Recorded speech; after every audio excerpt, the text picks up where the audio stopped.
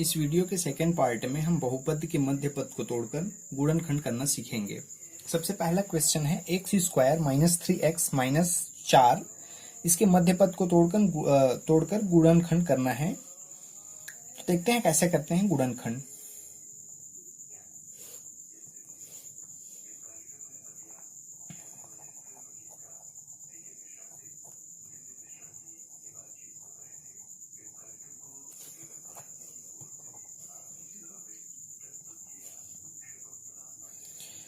दिया हुआ जो बहुपद है वो है x square minus 3x minus 4। इसमें हम लोग इसका जो मध्य पद रहता है उसको तोड़ते हैं, उसके बाद गुणनखंड करते हैं। सबसे पहले इसका जो बहुपद का मानक रूप होता है a x square plus b x plus c, इससे तुलना कर देते हैं और उसके बाद जो तुलना करते हैं तो ए बी और सी का मान निकल जाता है। इसको करके देखते हैं। A x square plus b x plus c से तुलना करने पर ये बहुपद का मानक रूप होता है। अगर तुलना करते हैं तो एक्स स्क्वायर और एक्स स्क्वायर कटा तो यहां पे आएगा a बराबर 1, ये और ये कट जाएगा, ये x और ये x, तो b बराबर आ जाएगा -3। उसके बाद c बराबर -4। अब हम लोग a c बराबर निकाल लेते हैं। ए सी बराबर हो जाएगा 1 गुणित -4, तो ये हो जाएगा -4। अब यहां से देखते हैं हम लोग, ए सी बराबर आ गया -4।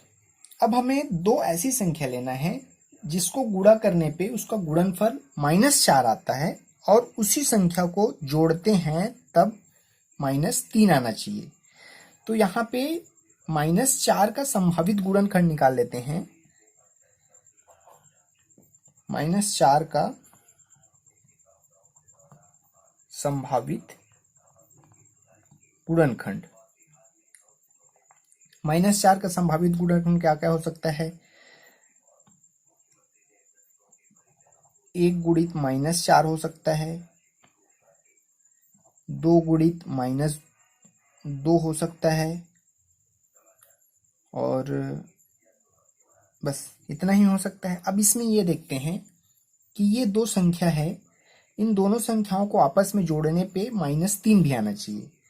तो 1 और -4 को जोड़ेंगे, जोड़ के देख लेते हैं। 1 प्लस -4 तो कितना आएगा? -3।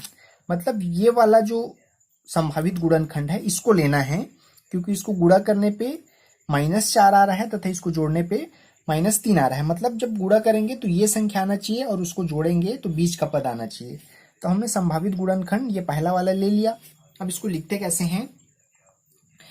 एक्स स्क्वायर, सिर्फ आपको मध्य पद को हटाकर इसको लिखना रहता है, सामने का पद को ज्यों का त्यों लिखेंगे, एक्स स्क्वायर। अब बीच में हम लोग देखते हैं यहाँ पे 1 है तो यहाँ पे लिख देंगे 1x, और यहाँ पे -4 है तो यहाँ लिखेंगे -4x, और लास्ट के पद को भी सेम ज्यों का त्यों लिख देते हैं। अब यहां से हम लोग ये देखते हैं कि इसको दो पद में उसको विभाजित कर देते हैं। ये प्रथम पद हो गया और ये द्वितीय पद हो गया। अब प्रथम पद में से उभयनिष्ठ निकालते हैं और सेकंड पद से उभयनिष्ठ निकालते हैं। तो प्रथम पद से उभयनिष्ठ निकलेगा x, तो अंदर बचेगा x प्लस 1, यहाँ पे माइनस है तो यहाँ भी माइनस करते हैं। यहाँ से 4 निकल जाएगा उभयनिष्ठ और यहाँ बचेगा x प्लस 1। अब एक पद ये हो गया और द्वितीय पद इसको मान लेते हैं। पहला पद तो x धन 1 हो गया और सेकंड पद x माइनस 4 हो गया, और ये इस बहुपद का गुणनखंड होता है, ये इसका आंसर होगा। एक और क्वेश्चन हल करके देखते हैं। सेकंड क्वेश्चन है x square plus 2x plus 1 के मध्य पद को तोड़कर गुणनखंड करना है। इसके मध्य पद को तोड़कर गुणनखंड करना है, जैसे पहले क्वेश्चन में हम लोग किए हैं, सेम उसी तरह से दिया है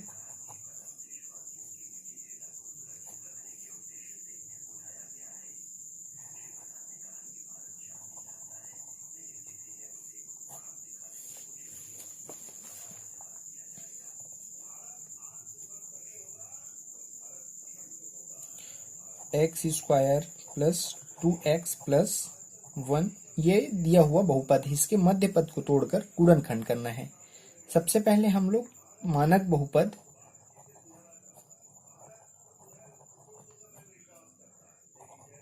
ax square plus bx plus c से तुलना करने पर, तो जब तुलना करते हैं तो a बराबर आ जाएगा 1, b बराबर आ जाएगा 2 और c बराबर 1।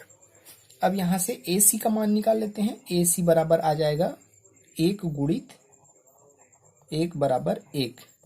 अब 1 का संभावित गुणनखंड निकाल लेते हैं। 1 का संभावित गुणनखंड, 1 का संभावित गुणनखंड 1 गुणित 1 ही होगा। अब इसमें ये देखते हैं क्या इन दोनों संख्याओं को आपस में जोड़ते हैं तो 2 आता है, बिल्कुल आ जाएगा। 1 और 1 को जोड़ेंगे तो 2 आ जाएगा, मतलब ये वाला संभावित जो गुणनखंड है उसको ही लेना है हमको। तो यहाँ पे इसके जगह पे सेम उसी को लगते हैं, बीच का ही हम लोग मध्य पद को तोड़ते हैं, तो बीच की जो संख्या है उसको यहाँ पे रिप्लेस करते हैं। तो ये 1 हो जाएगा, उसको लिखेंगे प्लस 1x, फिर 1x और लास्ट ही हो जाएगा 1।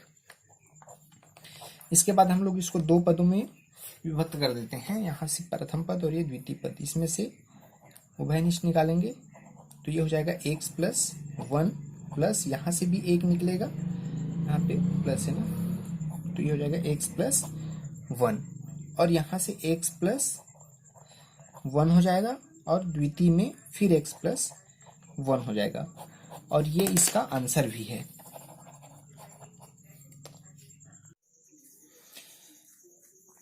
तीसरा क्वेश्चन है -y² प्लस 35y प्लस 156। ऊपर के जो दोनों क्वेश्चन हैं लगभग उसी तरह से ये भी बनता है।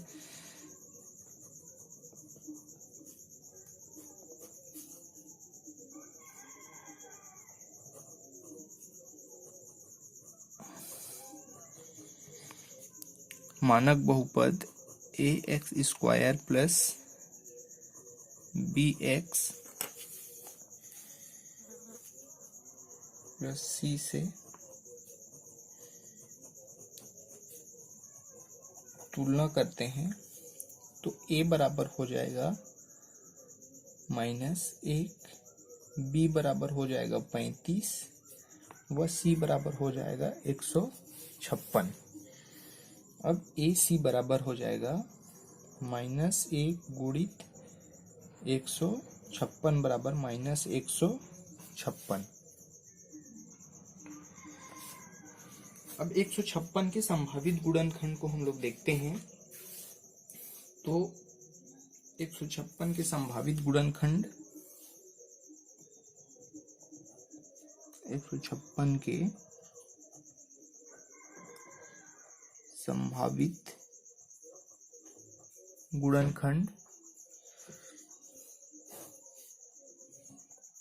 एक तो 78 दूनी 156 हो जाएगा पहला, तो 2 गुणित 78 ये हुआ। एक आता और देख लेते हैं, जैसे 52 × 156 होता है तो 3 गुणित 52 हो जाएगा। आता और देखते हैं 39 चौक 156 होता है। ये 156 के कुछ संभावित गुणनखंड है और इसमें से हमें ये देखना है कि इन जो दोनों संख्या है उनको आपस में जोड़ने पे 35 भी आना चाहिए। तो यहाँ पे -156 लाना है, इसलिए हम लोग इसमें माइनस लगा के देख लेते हैं। जैसे 78 दूनी प्लस 156 होगा तो इसमें माइनस लगा लेते हैं। इसमें ये देखना है कि हमको प्लस 35 लाना है, इसलिए बड़ी संख्या के सामने में धन ही रहने देते हैं और छोटी संख्या के सामने में माइनस लगा लेते हैं, क्योंकि गुणा करने पे -156 आना चाहिए। तो माइनस माइनस माइनस ऐसा कर लेते हैं।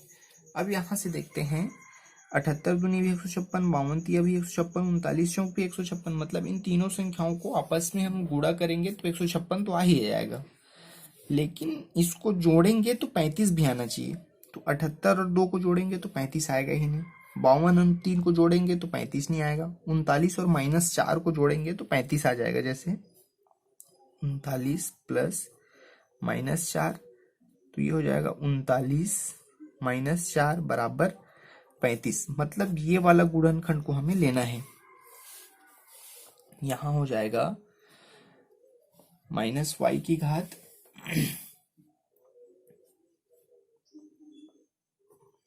2 -4x, सॉरी y है यहाँ पर, तो इसलिए -4y -39y प्लस 39y, यहाँ पे प्लस है, और प्लस 156।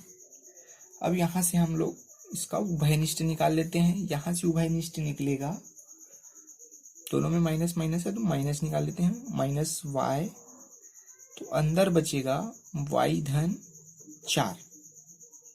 यहाँ से निकालेंगे तो यहाँ 39 निकल जाएगा और यहाँ बचेगा y प्लस 4। इसके बाद हो जाएगा y प्लस 4 और -39 माइनस y, ये इसका आंसर है।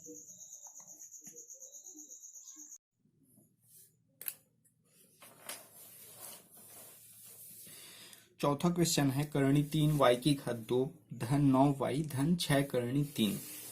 इस बहुपद के मध्य पद को तोड़कर गुणनखंड करना है।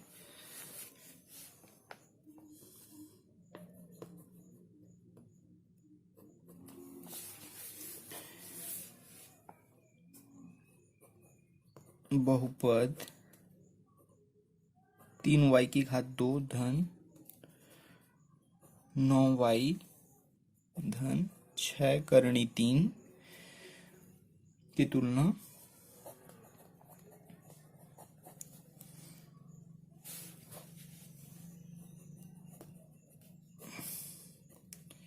मानक बहुपद ax² plus bx plus c से करने पर, तो a बराबर हो जाएगा करणी 3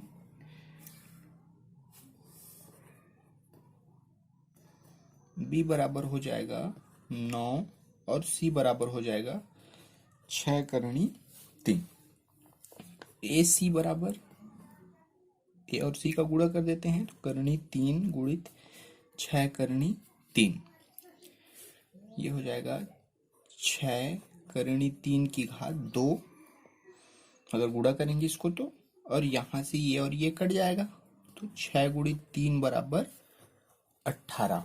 तो ए सी बराबर आएगा 18। अब 18 के संभावित गुणनखंड निकालते हैं। 18 के संभावित गुणनखंड, तो 18 के संभावित गुणनखंड क्या क्या हो सकते हैं? एक तो 1 गुणित 18 हो सकता है, तो 3 गुणित 6 हो सकता है, एक तो 2 गुणित 9 हो सकता है। बस इतना हो सकते हैं 18 के संभावित गुणनखंड। अब इनमें से तीनों में से ये देखना है कि किसको जोड़ने से 9 आता है। तो 6 और 3 को जोड़ने से 9 आ जाएगा। 6 धन 3 बराबर 9। तो ये वाला संभावित गुणनखंड लेना है, तो ये हो जाएगा करणी 3y की घात 2, ये लेना है, तो ये हो जाएगा धन 3y, ये लेना है, तो ये हो जाएगा धन 6y, और इसको लिखते हैं 6 करणी 3।